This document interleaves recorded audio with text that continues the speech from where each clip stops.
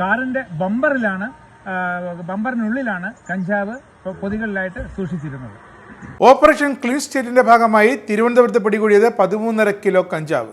Clean സ്റ്റേറ്റിന്റെ ഭാഗമായി excise കമ്മീഷണറുടെ നിർദ്ദേശപ്രകാരം സ്റ്റേറ്റ് എക്സൈസ് എൻഫോഴ്സ്മെന്റ് സ്ക്വാഡിലെ ഉദ്യോഗസ്ഥരും ആര്യങ്കാവ് എക്സൈസ് ചെക്ക് പോസ്റ്റിലെ ഉദ്യോഗസ്ഥരും നടത്തിയ വാഹന പരിശോധനയിൽ തിരുവനന്തപുരം രജിസ്ട്രേഷനുള്ള ഇൻഡിഗോ കാറിൽ നിന്നും 13.5 കിലോ കഞ്ചാവാണ് പിടികൂടിയത്.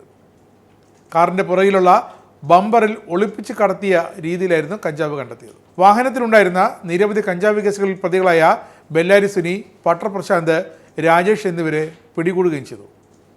Assistant excise commissioner G Krishnakumar, excise ഇൻസ്പെക്ടർമാരായ KV Vinod, TR Mukesh Kumar, RG Rajesh, DS Manoj Kumar, preventive officer grade M Vishakh, MM Arunkumar, civil excise officer എന്നിവരുടെ ശ്രമഫലമായാണ് പ്രതികളെ പിടികൂടിയതും കഞ്ചാവ് കണ്ടെത്തിയത്.